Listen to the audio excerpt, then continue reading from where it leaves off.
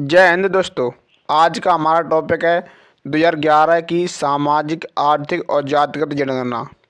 इसे पढ़ने से पहले पहले हम कुछ जनगणना से संबंधित मोस्ट इम्पोर्टेंट फैक्ट को डिस्कस कर लेते हैं। उसके बाद हम इस जनगणना को पढ़ेंगे। तो चलिए पहले इम्पोर्टेंट फैक्टों को डिस्कस कर लेते हैं। महत्वपूर्ण तथ्य जैसे कि जनगणना जनगणना किस मंत्रालय के अंतर्गत आती है? तो गृह मंत्रालय के अंतर्गत जनगणना आती है। जनगणना कौन सी अनुसूची के अंतर्गत आती है? तो 7वीं अनुसूची के अंतर्गत आती है। अब पूछे कौन सी सूची के अंतर्गत आती है? तो संघ सूची के अंतर्गत आती है।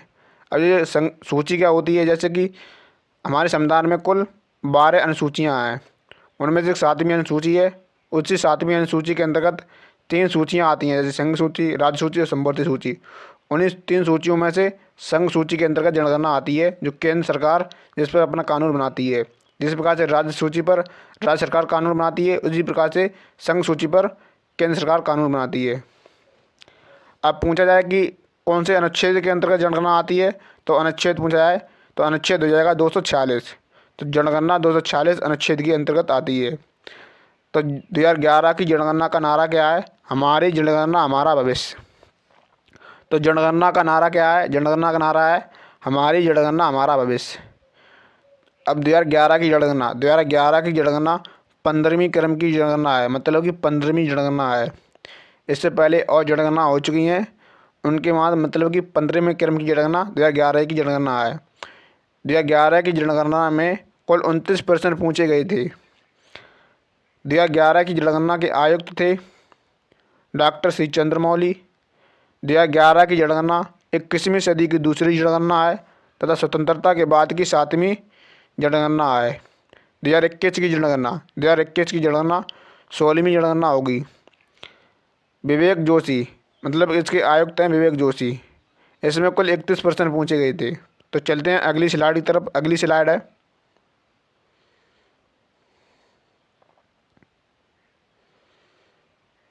Study of population, demography.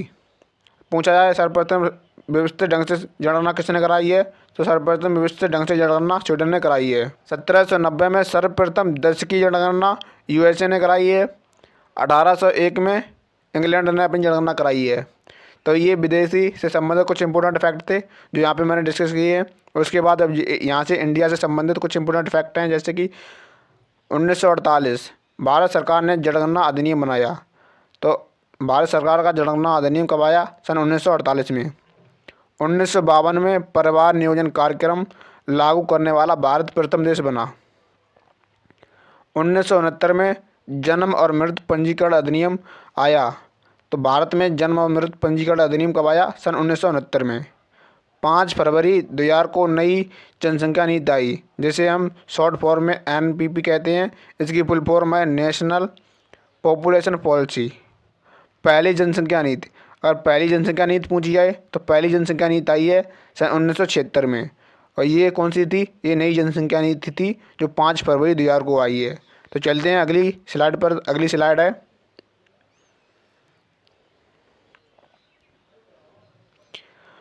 Bharat में जनगणना की शुरुआत ब्रिटिश शासन के दौरान वायसराय लॉर्ड मेयो के काल में सन 1872 में हुई थी। तो भारत में जनगणना की शुरुआत कब हुई थी? 1872 में हुई थी। तो उस समय वायसराय कौन था? वायसराय था लॉर्ड मेयो। परंतु प्रथम विधिवत जनगणना 1881 में लॉर्ड रिपन के शासनकाल में हुई। प्रथम विधिवत जनगणना 1881 के समय जनगणना आयुक्त कौन थे? तो जनगणना आयुक्त थे WC फ्लोडेन। इसके बाद से हर 10 वर्ष पर जनगणना की शुरुआत हुई है। तो 1881 के बाद पर भारत की जनगणना हर 10 वर्ष पर होती रही है। स्वतंत्र भारत की प्रथम जनगणना सन 1951 में संपन्न हुई, जिसमें नाम, जन्म स्थान, लिंग, आयु आदि से संबंधित 14 प्रश्न पूछे गए थे। भारत में जनगणना संपन्न कराने की जिम्मेदारी गृह मंत्रालय के अंतर्गत महारजिस्ट्रार एवं जनगणना आयुक्त के कार्यालय की होती है। तो जो जनगणना कराता है वो कौन कराता है? महारजिस्ट्रार, जो किसके अंतर्गत आता है? गृह मंत्रालय के अंतर्गत आता है। तो चलते हैं अगली स्लाइड की तरफ। अगली स्लाइड है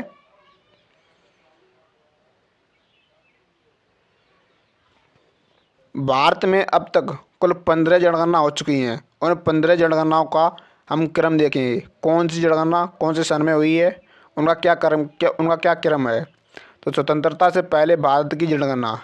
अब यहाँ पे स्वतंत्रता से पहले मतलब क्या है, जैसे कि हमारा देश कब आज़ाद हुआ था, 15 अगस्त 1947 को। तो उससे पहले की जनगणना, तो स्वतंत्रता से पहले की जनगणना, उसके बाद की जनगणना मतलब स्वतंत्रता के बाद की जनगणना। तो इन सभी जनगणनाओं को हम डिस्कस करेंगे। उसके बाद हम सामाजिक, आर्थिक एवं राजनीतिक जनगणना को डिस्कस करेंगे। जैसे कि प्रथम जनगणना 1872 की जनगणना पहली जनगणना थी। उस समय वायसराय कौन था? वायसराय था मेयो। सेकंड जनगणना 1881 की जनगणना, तो ये दूसरी जनगणना थी सन 1881 की। उस समय वायसराय कौन था? रिपन। तो सेकंड जनगणना रिपन के काल में हुई थी। इसके बाद हर 10 वर्ष पर जनगणना की शुरुआत हुई है। उस समय जनगणना आयुक्त कौन था? WC फ्लोडेन। तीसरी जनगणना 1891 की जनगणना है। तो 1891 की जनगणना तीसरी जनगणना है। जनगणना आयुक्त कौन थे? जेरोबिस एथलेस्टेन बेनेस। तो चलते हैं अगली स्लाइड की तरफ। अगली स्लाइड है सन 1901 में चौथे क्रम की जनगणना हुई है। पाँचवें क्रम की जनगणना सन 1911 में हुई है। छठे क्रम की जनगणना सन 1921 में हुई है। सेवन्थ क्रम की जनगणना सन 1931 में हुई है। आठवें क्रम की जनगणना सन 1941 में हुई है। हम इन क्रम को इसलिए बताते हैं क्योंकि एग्जाम में पूछ लेता है कि सन 1911 में कौन से क्रम की जनगणना हुई थी, तो आपको सही आंसर देना है 5th क्रम की। इसी प्रकार से पूछ लेता है। अभी तक खाली एग्जाम में एक ही क्रम का पूछा गया है, वो है सन 1951 में कौन सी क्रम की जनगणना हुई है, क्योंकि वो स्वतंत्रता के बाद की जस्ट क्रम की है, तो वो है 9वें क्रम की। बस आपको वही याद रखना है। मगर आइए, मैंने इसलिए लिख दिया है कि अगर बाई चांस अगर क्वेश्चन यहाँ से बनता है तो आप लोग यहाँ से याद करके आप अपना क्वेश्चन सही कर सकते हो। यहाँ पर कुछ नोट हैं, जैसे कि 1911 में और 1921 के बीच का दशक एकमात्र जनगणना काल था जिसमें भारत की आबादी गिर गई थी, जो ज़्यादातर स्पेनिश फ्लू महामारी के कारण हुई थी। मतलब कि भारत की आबादी कब गिरी थी? तो 1911 और 1921 के दशक के दौरान भारत की आबादी गिर गई थी। तो चलते हैं अगली स्लाइड की तरफ। अगली स्लाइड है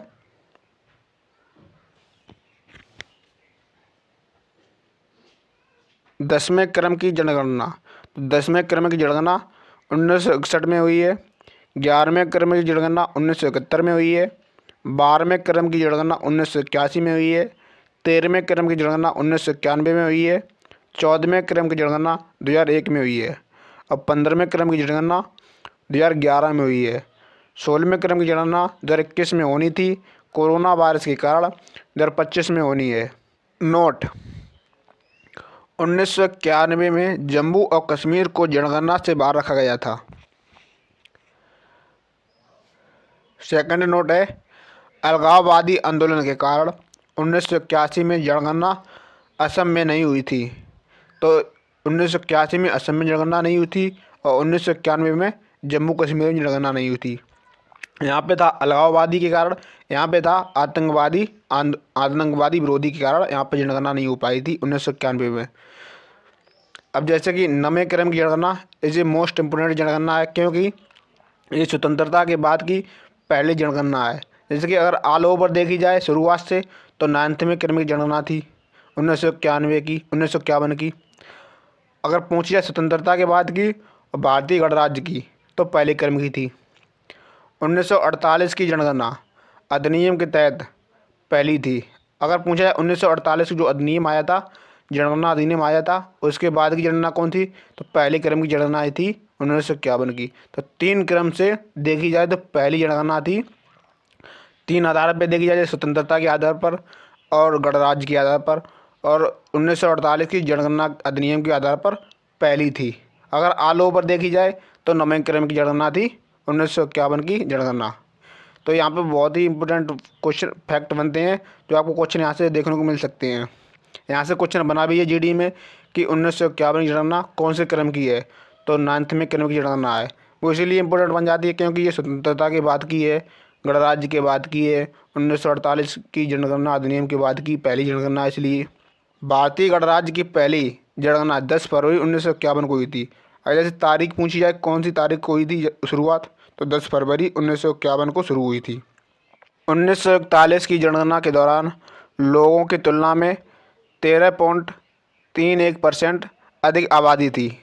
अब यहाँ पे फैक्ट क्या है, जैसे कि 1941 में लोग थे, उनकी तुलना में सन 1951 में 13.31% लोग अधिक थे। तो ये फैक्ट है।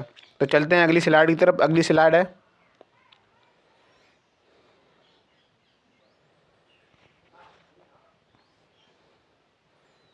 अभी तक हमने जितने भी फैक्ट डिस्कस किए हैं वो जनगणना से संबंधित बेसिक फैक्ट थे। अब हम 2011 की सामाजिक, आर्थिक और जातिगत जनगणना से संबंधित मोस्ट इम्पोर्टेंट फैक्ट डिस्कस करेंगे। तो पहली बार जाति आधारित जनगणना वर्ष 1931 में की गई थी। तो पहली बार अगर पूछा जाए जाति आधारित जनगणना कब की गई थी, सन 1931 में की गई थी। उसके बाद ये स्वतंत्रता के बाद पहली सामाजिक, आर्थिक और जातिगत जनगणना है। जैसे कि 2011 की जो सामाजिक आर्थिक जनगणना है वो स्वतंत्रता के बाद की पहली है, मगर अगर ऑल ओवर देखा जाए तो सेकंड क्रम की है, क्योंकि पहली क्रम की सन 1931 में हो चुकी है। इसकी शुरुआत 29 जून 2011 को पश्चिमी त्रिपुरा में संकोला ग्राम से हुई थी। सामान्य जनगणना जहां गृह मंत्रालय के अंतर्गत जनगणना आयुक्त कराता है, वहीं सामाजिक, आर्थिक और जातिगत जनगणना ग्रामीण विकास मंत्रालय एवं योजना आयोग, वर्तमान में हम जिसे कहते हैं नीति आयोग, द्वारा संपन्न की जाती है। तो सामाजिक, आर्थिक और जातिगत जनगणना कौन कराता है? योजना आयोग, जो ग्रामीण विकास मंत्रालय के अंतर्गत आता है। वहीं सामान्य जनगणना कौन कराता है? गृह मंत्रालय। तो ये दो इम्पोर्टेंट फैक्ट हैं जो आपको याद रखना है। तो चलते हैं अगली स्लाइड की तरफ। अगली स्लाइड है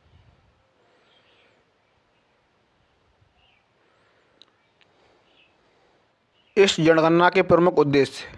तो सामाजिक, आर्थिक और जातिगत जनगणना के क्या उद्देश्य हैं? मस्त परिवारों की उनकी सामाजिक आर्थिक स्थिति के आधार पर क्रमवार स्थिति निर्धारित करना, जिसे राज्य सरकारें गरीबी रेखा से नीचे रहने वाले परिवारों की सूची तैयार कर सकें। साथ ही देश की जाति आधारित जनगणना की प्रमाणिक जानकारी उपलब्ध कराना तथा जनसंख्या के विभिन्न वर्गों तथा जातियों की सामाजिक, आर्थिक स्थिति तथा शिक्षा के स्तर की प्रमाणिक जानकारी उपलब्ध कराना है। तो ये इसका उद्देश्य था सामाजिक, आर्थिक और जातिगत जनगणना का। इस जनगणना से विभिन्न सरकारी योजनाएं एवं कार्यक्रमों को वास्तविक एवं सही लाभार्थियों को लक्षित करने में मदद मिलेगी तथा अपात्र लाभार्थियों को योजना से बाहर किया जाएगा। इसका मुख्य उद्देश्य है, मतलब जिसे लाभ मिलना चाहिए उसी को लाभ मिले। तो चलते हैं अगली स्लाइड की तरफ। अगली स्लाइड है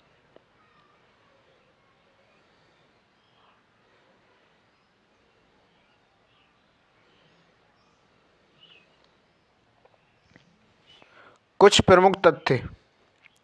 सामाजिक, आर्थिक और जातिगत जनगणना 2011 के अनुसार देश में शहरी व ग्रामीण कुल मिलाकर 24.49 करोड़ परिवार हैं, जिसमें से ग्रामीण परिवार 17.97 करोड़ और शहरी परिवार 7.52 करोड़ हैं। देश में ग्रामीण परिवारों का लगभग 21.56%, 3.87 करोड़ परिवार अनुसूचित जाति जनजाति का है। तो चलते हैं अगली स्लाइड की तरफ। अगली स्लाइड है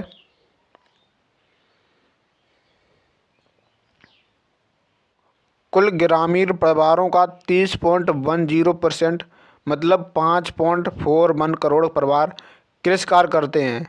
मतलब कि जो ग्रामीण परिवार हैं, मतलब कि इसका मतलब ये है जो ग्रामीण परिवार हैं उसमें से 30.10% लोग जो हैं जो कृषि पर आधारित हैं। जो आप लोग देख सकते हैं ग्रामीण लोग कृषि पर आधारित हैं, 5.41 करोड़। चलते हैं अगली स्लाइड पर। अगली स्लाइड है तो नगरीकरण, ग्रामीण जनसंख्या और शहरी जनसंख्या कितनी कितनी है। तो ग्रामीण जनसंख्या कितनी है? 68.8 या 9%। कहीं कहीं 8 या 9% देती है, इसलिए हमने यहाँ पे या करके लिख दिया है। और शहरी जनसंख्या कितनी है? 31.1 या 2%।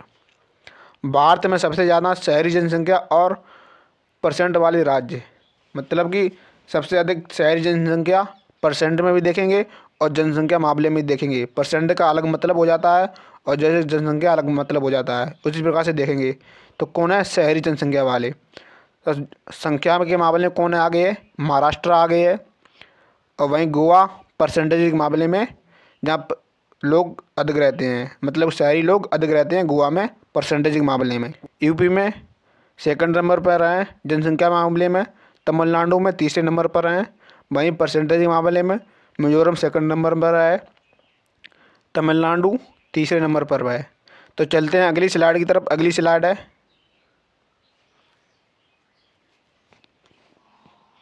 भारत में सबसे ज़्यादा ग्रामीण जनसंख्या और परसेंटेज वाले राज्य। पहले हमने पढ़ा था शहरी जनसंख्या परसेंटेज वाले राज्य, अब पढ़ेंगे ग्रामीण। तो ग्रामीण सबसे ज़्यादा कौन से राज्य में जनसंख्या है ग्रामीण में? तो ग्रामीण में कौन से हैं? यूपी में लगभग 15 करोड़ लोग रहते हैं ग्रामीण में। वहीं परसेंटेज के मामले में पूछा जाए तो हिमाचल प्रदेश में रहते हैं 89.9%। बिहार में 9 करोड़ सेकंड नंबर पर है जनसंख्या के मामले में। पश्चिम बंगाल तीसरे नंबर पर है। अब बिहार परसेंटेज के मामले में दूसरे नंबर पर है और जनसंख्या के मामले में भी दूसरे नंबर पर है। असम तीसरे नंबर पर है परसेंटेज के मामले में। तो चलते हैं अगली स्लाइड पर। अगली स्लाइड है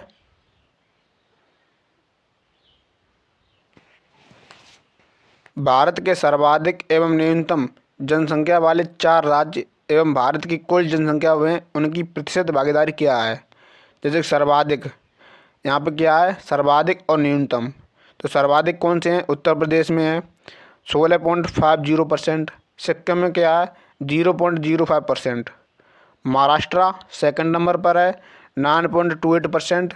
मिजोरम न्यूनतम में सेकंड नंबर पर है 0.09%। बिहार सर्वाधिक में तीसरे नंबर पर है 8.06%। और अरुणाचल प्रदेश न्यूनतम में है तीसरे नंबर पर है 0.11%। पश्चिम बंगाल फोर्थ नंबर पर है 7.54%। सर्वाधिक के मामले में और न्यूनतम के मामले में गोवा है फोर्थ नंबर पर 0.1412%। तो चलते हैं अगली स्लाइड पर। अगली स्लाइड है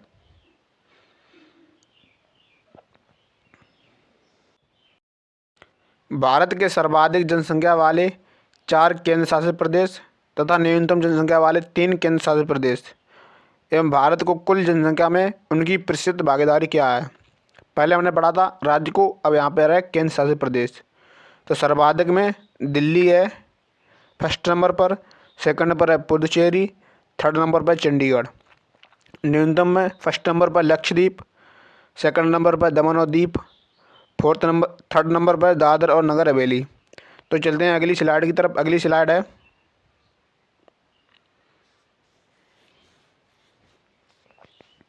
नोट। भारत में 2001 से 2011 के दौरान दशकीय जनसंख्या वृद्धि दर 17.7% रही थी, जबकि 1991 से 2001 के दौरान यह 21.54% रही थी। भारत में 2001 से 2011 के दौरान औसत वार्षिक जनसंख्या वृद्धि दर 1.64% रही थी, जबकि 1991 से 2001 के दौरान यह 1.97% रही थी। तो ये कौन सी थी? ये औसत वार्षिक दर थी। मगर यहाँ पे कौन सी? 10 की जनसंख्या वृद्धि दर। तो आपको ध्यान रखना है, ये थी 17.7%, ये तो 21.54%। तो चलते हैं अगली स्लाइड की तरफ। अगली स्लाइड है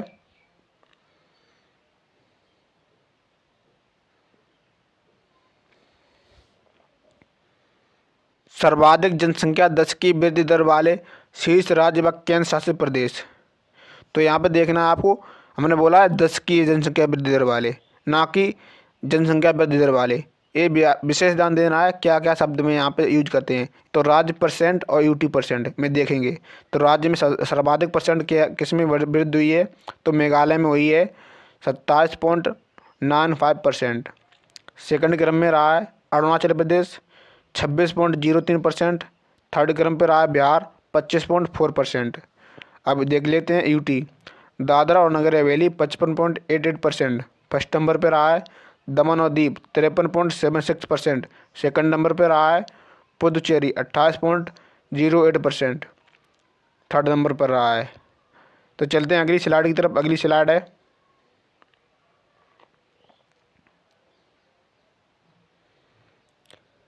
न्यूनतम 10 की जनसंख्या वृद्धि दर वाले राज्य तथा केंद्र शासित प्रदेश। पहले था सर्वाधिक 10 की जनसंख्या वृद्धि दर वाले, अब है न्यूनतम। इन शब्दों का विशेष ध्यान देना है।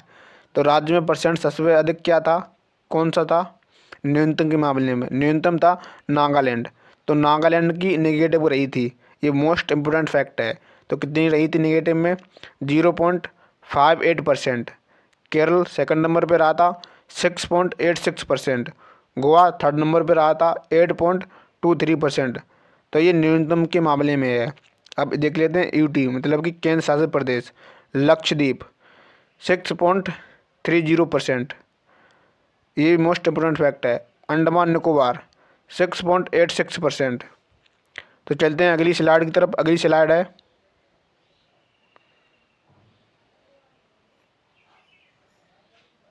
अब हम देखेंगे अनुसूचित जाति। भारत के सर्वाधिक अनुसूचित जाति वाले 4 राज्य तथा 4 केंद्र शासित प्रदेश। तो सर्वाधिक किस राज्य में है?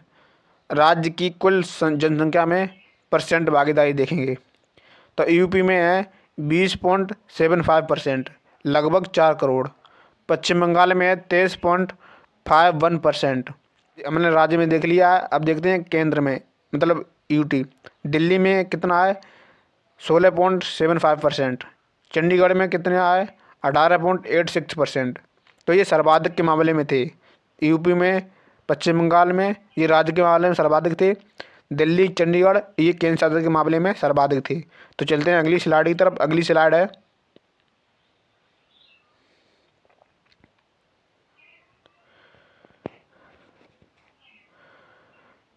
अनुसूचित जाति। इससे संबंधित कुछ महत्वपूर्ण तथ्य हैं, पहले हम उन्हें डिस्कस कर लेते हैं। भारत सरकार अधिनियम 1935 में ऐसे शब्द का सर्वप्रथम प्रयोग किया गया था। मतलब कि अनुसूचित जाति का सर्वप्रथम प्रयोग 1935 भारत शासन अधिनियम में किया गया था। भारत में अनुसूचित जाति 16.6%, लगभग 20.14 करोड़ है। सबसे कम ऐसी गोवा राज्य में लगभग 25,449 है। सबसे कम प्रतिशत के मामले में 0.1% मिजोरम राज्य में है। अनुसूचित जाति का उल्लेख आर्टिकल 341 में है। निम्न राज्यों में ऐसी जनसंख्या नहीं है। कौन से राज्यों में नहीं है? अरुणाचल प्रदेश में नहीं है, नागालैंड में नहीं है, लक्षद्वीप एवं अंडमान निकोबार में नहीं है। नोट: एससी की सर्वाधिक जनसंख्या यूपी में 4.13 करोड़ या 20.7%, जबकि एससी का सर्वाधिक प्रतिशत पंजाब में है 31.9%। तो चलते हैं अगली स्लाइड की तरफ। अगली स्लाइड है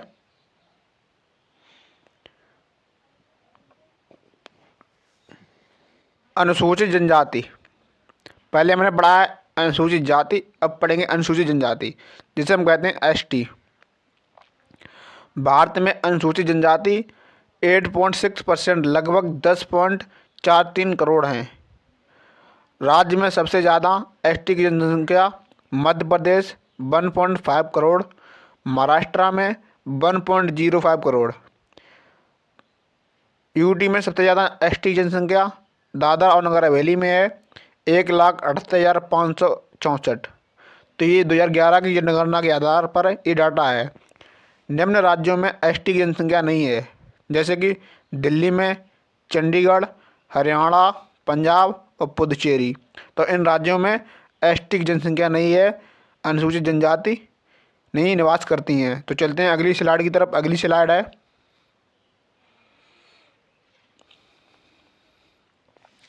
भारत के सर्वाधिक अनुसूचित जनजाति वाले 4 राज्य तथा 4 केंद्र शासित प्रदेश। राज्य की कुल जनसंख्या में प्रतिशत भागीदारी। यूटी की कुल जनसंख्या में प्रतिशत भागीदारी। तो उड़ीसा में राज्य देखा जाए तो उड़ीसा में सर्वाधिक है 22.84%।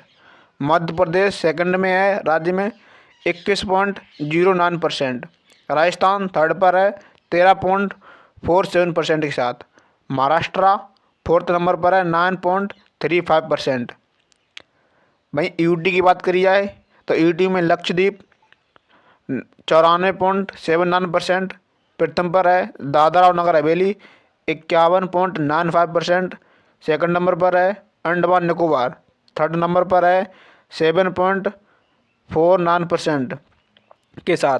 दमन और दीव फोर्थ नंबर पर है 6.31% के साथ।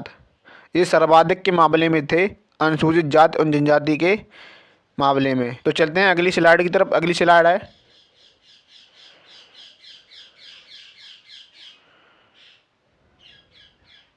सर्वाधिक पुरुष स्त्री साक्षरता दर में अंतर वाले राज्य। तो मतलब कि ये क्या है, पुरुष और स्त्री में साक्षरता मतलब कि पढ़ाई के मामले में कितना गैप है सर्वाधिक। तो राजस्थान सर्वाधिक है 27.1%। तो राजस्थान में कितना है 27.1% के साथ राजस्थान प्रथम नंबर पर है। झारखंड सेकंड नंबर पर है 21.4% के साथ। वहीं न्यूनतम पुरुष स्त्री साक्षरता दर में अंतर वाले राज्य मेघालय 3.1% के साथ। मिजोरम 4.0% के साथ सेकंड नंबर पर है न्यूनतम पुरुष स्त्री साक्षरता के दर के मामले में। नोट: सर्वाधिक शहरी साक्षरों की संख्या महाराष्ट्र में है। सर्वाधिक ग्रामीण साक्षरों की जनसंख्या उत्तर प्रदेश में है। मतलब कि सर्वाधिक शहरी पढ़े लिखे लोग महाराष्ट्र में रहते हैं और सर्वाधिक ग्रामीण पढ़े लिखे लोग उत्तर प्रदेश में रहते हैं। तो चलते हैं अगली स्लाइड की तरफ। अगली स्लाइड है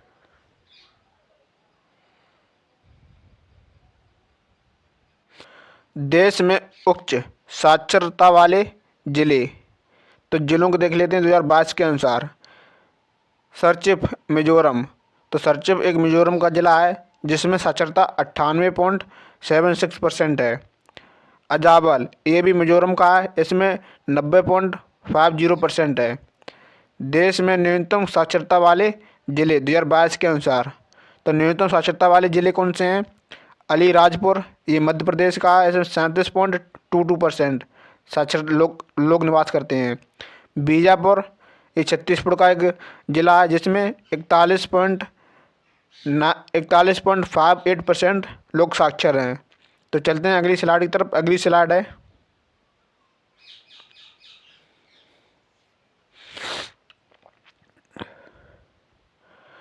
धर्म आधारित साक्षरता 2011 के अनुसार। मतलब कि है सर्वाधिक ऐसा कौन सा धर्म है जो सबसे पढ़ा लिखा है। तो धर्म, समुदाय और साक्षरता परसेंट। जैन प्रथम नंबर पर हैं 94.9% के साथ। ईसाई सेकंड नंबर पर हैं 94.5% के साथ। बौद्ध थर्ड नंबर पर हैं। सिख फोर्थ नंबर पर हैं। हिंदू फिफ्थ नंबर पर हैं 73.3% के साथ। मुस्लिम सब लास्ट नंबर पर हैं मुस्लिम। अगर देखा जाए हिंदू लास्ट से सेकंड नंबर पर हैं 73.3% के साथ। और वहीं सर्वाधिक पढ़े लिखे लोग हैं जैनी लोग हैं, सर्वाधिक पढ़े लिखे 94.9% के साथ। तो चलते हैं अगली स्लाइड की तरफ। अगली स्लाइड है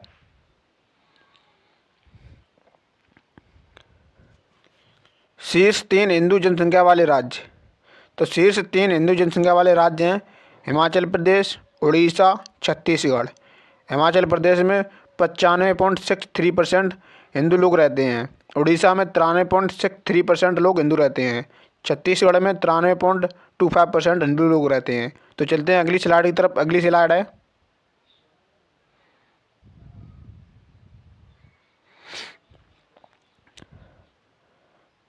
शीर्ष 3 हिंदू जनसंख्या वाले यूटी। पहले राज्य था, अब यूटी। राज्य में दादरा नगर हवेली और दमन दीव और दिल्ली।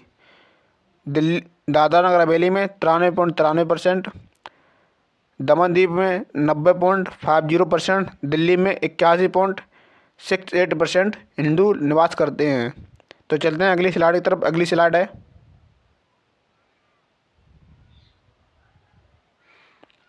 न्यूनतम 3 हिंदू जनसंख्या वाले यूटी और राज्य। मिजोरम, लक्षद्वीप, नागालैंड। तो ये न्यूनतम थे, वो सर्वाधिक थे। तो चलते हैं अगली स्लाइड की तरफ। अगली स्लाइड है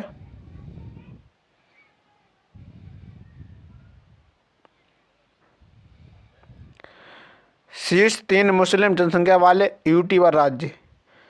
तो लक्षद्वीप, जम्मू कश्मीर और असम।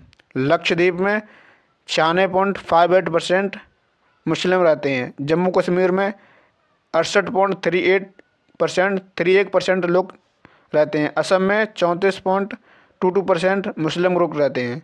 तो चलते हैं अगली स्लाइड की तरफ। अगली स्लाइड है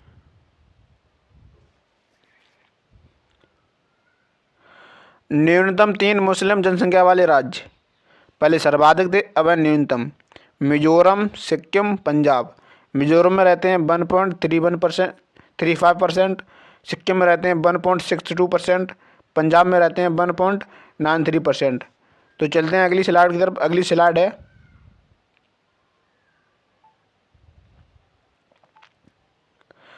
शीर्ष ईसाई जनसंख्या वाले राज्य। मतलब सर्वाधिक ईसाई कौन से राज्य में रहते हैं? नागालैंड और मिजोरम में। नागालैंड में रहते हैं 87.93%।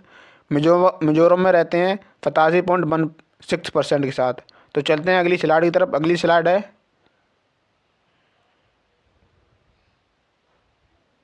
न्यूनतम ईसाई जनसंख्या वाले राज्य। पहले सर्वाधिक थे, अब है न्यूनतम।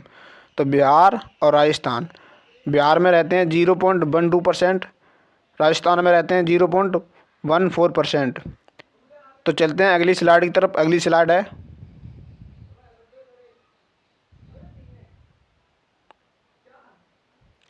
शीर्ष 3 सिख जनसंख्या वाले राज्य।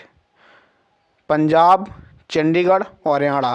पंजाब में रहते हैं 57.69% के साथ सिख। तो सर्वाधिक सिख रहते हैं पंजाब में। तो चलते हैं अगली स्लाइड की तरफ। अगली स्लाइड है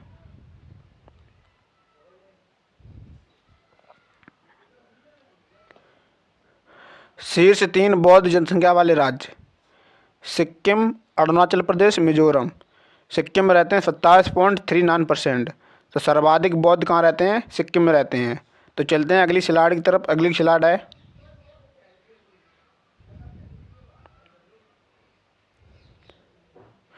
शीर्ष 3 जैन जनसंख्या वाले राज्य व यूटी। महाराष्ट्र, दिल्ली और गुजरात। दोस्तों, अगर आपको हमारी वीडियो पसंद आई हो तो आप हमारी वीडियो को लाइक करें। अगर आप हमारे चैनल पर नए हैं तो चैनल को सब्सक्राइब करें और बेल आइकन को प्रेस कर लें ताकि आपके पास इसी तरह की और कंटेंटेड वीडियो आ सके। जय हिंद दोस्तों, मिलते हैं नेक्स्ट वीडियो में।